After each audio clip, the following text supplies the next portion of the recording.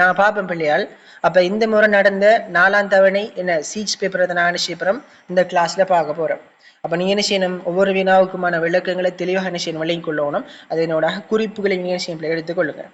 அந்த அடிப்படையில பிள்ளையால் உங்களோட பேப்பரை கட்டமைப்பு நான் சொல்லிக்கிறேன். மொத்தமாக நீங்க என்ன செய்யணும் 50 MCQ நீங்க ஃபேஸ் பண்ணணும். அதுல 5 ஆப்ஷன் நிற்கும். இந்த இருக்கிற மாதிரி 4 ஆப்ஷன் நிற்க முடிச்சு 5 ஆப்ஷன், அதாவது 5 விடைகள் நிற்கும். சரியா? பார்ட் 2 பொறுத்த வரைக்கும் பார்ட் 2ல 7 பெரிய கொஸ்டின்ஸ் இருக்கும். அதில் நீங்க என்ன செய்யணும் 5 செய்யணும். மார்க் சிஸ்டம் எப்படிக்கும் பிள்ளையால் 4, 8, 12, 16 சொல்லிட்டு அடிப்படையில் இருக்கும். மொத்தமாக உங்களுக்கு என்ன 40 புள்ளிகள் இருக்கும். அப்போ 5க்கு நினைச்சுவாங்க 200 படி என்ன ஒரு கொஸ்டினுக்கு 40 சொல்லக்குள்ள அங்கே 5க்கு என்ன 200 வரும். 200 என்ன செய்வாங்க 4 பிரிச்சு 50க்கு கவுண்ட் பண்ணுவாங்க. 50 MCQ எடுத்தவங்களுக்கும் பார்ட் 2ல 50 மட்டும் செய்வாங்க 100க்கு கணிப்படி செய்வாங்க. இதான் உங்களோட பேப்பரை கட்டமைப்பு. சரியா? ரைட். அந்த அடிப்படையில பாருங்க ஃபர்ஸ்ட் கொஸ்டினை பாருங்க பிள்ளையால். மனிதர் ஒருவரை மகிழ்வூட்டும் நோக்கில் தொடர்பாடல் சந்தர்ப்பம் ஒன்று அமையும் போது அத்தொடர்பாடலானது. எனவே இந்த கொஸ்டினை நாங்கள் பார்க்கக்குள்ள பிள்ளையால் இந்த கேள்வி வந்துட்டு எங்களோட 2வது யூனிட்டோட சம்பந்தப்படுத்தி என்ன செய்யப்படுது எடுக்கப்பட்டிருக்குது. 2வது யூனிட்ல பிள்ளையால் நாங்கள் படிச்சுக்கிறோம் தொடர்பாடல் இயல்புகள்னு சொல்லி படிச்சுக்கிறோம். அப்படித்தானே? முதலாவது தொடர்பாடலை இனங்காணல், 2வது தொடர்பாடல் இயல்புகள், 3வது தொடர்பாடல் அடிப்படை கூறுகள், 4வது வரைவிலக்கணம், 5வது தொடர்பாடல் பணிகள். எனவே இந்த கொஸ்டின் வந்து தொடர்பாடல் இயல்புகள். அப்ப நமக்கு இயல்புகள் சொல்லக்குள்ள மொத்தமாக 7 இயல்புகள் இருக்குது. அப்படித்தானே? அந்த அடிப்படையில பாருங்க முதலாவது என்ன குறிக்கோளை கொண்டது, அதே போல ஒரு செயல்முறை, சந்தர்ப்ப சூழ்நிலைக்கு அமைவானது, ஒரு சக்தி, ஒரு வழி, இருவழி, பலவிதமானது என்ன இப்படின்னு சொல்லி பிள்ளைகள் நமக்கு மொத்தமாக 7 இயல்புகள் தந்திக்கிறாங்க. எனவே அந்த அடிப்படையில் நாம இந்த கொஸ்டினை பார்க்கக்குள்ள என்ன ஒருத்தர் என்ன செய்யறாங்க பிள்ளைகள் மகிழ்வூட்டுறாங்க. பாருங்க ஒருத்தர் என்ன செய்யறாங்க ஒரு கிஃப்ட் ஒன்றை கொடுத்து என்ன செய்யறாங்க மகிழ்வூட்டுறாங்க. அப்ப மகிழ்வூட்டுறது என்ன ஒரு பரிசு ஒன்றை கொடுத்து என்ன செய்வார் மகிழ்வூட்டப்படுவார். இப்ப பிரைஸ் ஒன்று கொடுக்குறோம். நாங்க முன்னுக்கு ஒன்று தந்திவன் பாருங்க.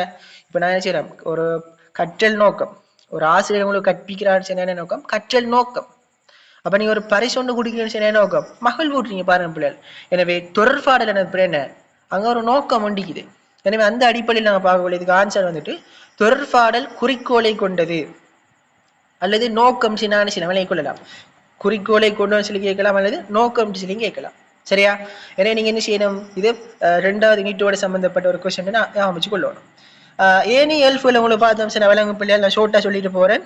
குறியீட்டு பாவனை என்ன, அதாவது குறியீடுகள் மூலமா நீங்க செய்ய விலை கொள்ளுங்க, சமிஞ்சைகள், அடையாளங்கள் இப்படின்னு செய்ய விலை கொள்ளுங்க. சந்தர்ப்ப சூழ்நிலைன்னு சொல்லக்குள்ள ஒரு திருமண வீடு, மரண வீடு, அந்த 2 சந்தர்ப்பத்துக்கு மேற்ற மாதிரி செய்யுது தொடர்பால் மாறுபடுது. அல்லது நீங்க ஒரு நண்பனோட பேசக்குள்ள எப்படி பேசுறீங்க, ஒரு டீச்சரோட பேசக்குள்ள எப்படி பேசுறீங்க பாருங்க. அந்த சிச்சுவேஷன் அந்த சந்தர்ப்பம் மாறுபடுது. அதே போல ஒரு செயல்முறைன்னு ஒரு ப்ரொசஸா நடக்குது. நான் இப்ப ஜூம்ல இணைகிற சந்தர்ப்பம் எல்லாருமே நீங்க செஞ்சுப்பீங்க ஒரு படிமுறை வந்திருப்பீங்க பாருங்க, ஒரு ப்ரொசஸா நடக்கும். அல்லது ஒரு எழுத்து தொடர்பான சந்தர்ப்பத்தை நான் எடுத்துக்கொள்ளலாம். அதே போல தொடர்பாடல் பலவிதமானவை சொன்ன பிள்ளையால் நானே செய்யணும் அந்த வடிவம் வகையை வச்சு கொடுக்கணும். அதே போல தொடர்பாடல் ஒரு வழி இருவழின்னு சொல்லக்குள்ள ஒரு வழின்னு சொன்ன பிள்ளையால் நான் பேசுறேன், நீங்க பின்னூட்டம் ஒன்று தரலன்னு சொன்னா அது ஒரு வழி. நான் பேசுறேன், நீங்க எனக்கு ஒரு பின்னூட்டம் ஒன்று தந்தா அது இருவழி. சரியா? தொடர்பாடல் ஒரு சக்தின்னு சொன்னா அறிவு ஒரு சக்தி, அறிவை பரிமாறத்துக்கு எங்களுக்கு தொடர்பாடல் தேவை. எனவே தொடர்பாடல் ஒரு சக்தி. சரியா? அப்ப அந்த 7 இயல்புல நீங்க என்ன செய்யணும் கிளியராக படிச்சு கொள்ளணும். நம்ம தொடர்பான கேள்வி என்ன செய்யலாம் அடிக்கடி பாஸ் பேவர்களே வந்து இது கொஞ்சம் பார்த்துக்கொள்ளுங்க. ரைட். 2வது கொஸ்டினை பாருங்க பிள்ளையால். தொடர்பாடல் எனும் வேறு சொல் தோற்றம் பெற்றன்னு சொல்லி கேட்கிறாங்க. அப்ப அந்த அடிப்படையில் நாங்கள் அந்த கொஸ்டினை பார்க்கக்குள்ள இது டிரெக்டாக நம்ம கைட்ல இல்லை. ஆனா நாங்க படிச்சுக்கிறோம் பிள்ளையால் தொடர்பாடலை இனங்காணல் சொல்லி படிச்சுக்கிறோம். பொதுவான பதம், ஆங்கில பதம், சிங்கள பதம் சொல்லி படிச்சுக்கிறோம். அப்ப கம்யூனிஸ்ட் இருக்குதானே பொதுவானதாக்குதல், அந்த கம்யூனிஸ்ட் சொல்ற லத்தீன்ல இருந்தா வந்திக்குது. எனவே அந்த அடிப்படையில் இதுக்கு ஆன்சர் வந்துட்டு 2வதுக்கு 3வது ஆன்சர் வரும். லத்தீன்ல இருந்து சரி வந்திக்குது. அப்ப அதில் நாங்கள் பார்த்தோம் தொடர்பாடல்ட பொதுவான பதம் என்ன அறிந்ததை அறியப்படுத்துற, தெரிஞ்சதை தெரியப்படுத்துற. அப்படித்தானே? அதே போல நாங்கள் படிச்சுக்கிறோம் தமிழ் பதம் என்ன தொடர்புகளை ஏற்படுத்துற செயற்பாடு, சிங்கள பதம் நன்றாக தெரியப்படுத்தல், சன்னிவேதனைய, இங்கிலீஷ்ல கம்யூனிகேஷன் என்ன பிள்ளையால் பொதுவானதாக்குது. அப்ப 2க்கு 3வது ஆன்சர். 3வது கொஸ்டினை பாருங்க பிள்ளையால். கந்தன் வீதியில் பயணிக்கும் போது முன்னால் வீதிக்கடவை உள்ளதென்பதை வீதி சமிஞ்சைகள் மூலம் அறிந்து கொண்டான். பாருங்க அப்ப வீதி சமிஞ்சைகள் சொல்ற என்ன ஒரு குறியீடு. எனவே என்ன பிள்ளைகள் தொடர்பாடலானது ஒரு குறியீட்டு பாவனையுடன் சொல்லி பார்த்துக்கிறோம். சரியா? அப்ப இதுவும் என்ன செய்திகளுக்கு இயல்புகளோட தொடர்பான ஒரு வினாவாக தரப்பட்டிருக்குது. 4வது கொஸ்டினை பாருங்க பிள்ளையால். அதிவிசால சனக்கூட்டத்தை ஒரே நேரம் இலக்காக கொண்டு தகவல் வழங்கப்படும் சந்தர்ப்பம். இது நாங்க பார்த்தோம்னு சொன்ன பிள்ளையால் தொடர்பாடல் வகைகளோடு தொடர்புடைய ஒரு வினாவாக எங்களுக்கு தரப்பட்டிருக்குது. மொத்தமாக எங்களுக்கு 6 வகைகள் இருக்குது. அப்ப தொடர்பாடல் வகைகளை பங்குபற்றோட எண்ணிக்கை அல்லது நபர்களோட எண்ணிக்கை அடிப்படையாக வகைப்படுத்துவாங்க. அந்த அடிப்படையில ஒருவராக இருக்கக்குள்ள ஆளு தொடர்பாடல், இருவராக இருக்கக்குள்ள ஆள் இடை தொடர்பாடல், பெருநர் ஒரு குழுவாக இருக்கக்குள்ள ஒரு குழு தொடர்பாடல், என்ன சனக்கூட்டமாக இருக்கக்கூடாது பொதுசன தொடர்பாடல், எண்ணற்ற அல்லது விசாலம் செல்லக்கூடிய பிள்ளைகள் அது வெகுசன தொடர்பாடல், இணையம் என அப்படின்னு சொல்லி வரக்கூடாது மெய்நிகர் தொடர்பாடல். எனவே அதிவிசால சனக்கூட்டம் செல்லக்குள்ள இங்க வெகுசன தொடர்பாடல் செய்யலாம், ஆன்சராக எடுத்துக்கொள்ளலாம். எனவே 4வது ஆன்சர் 2வது நோட் பண்ணி கொள்ளுங்க.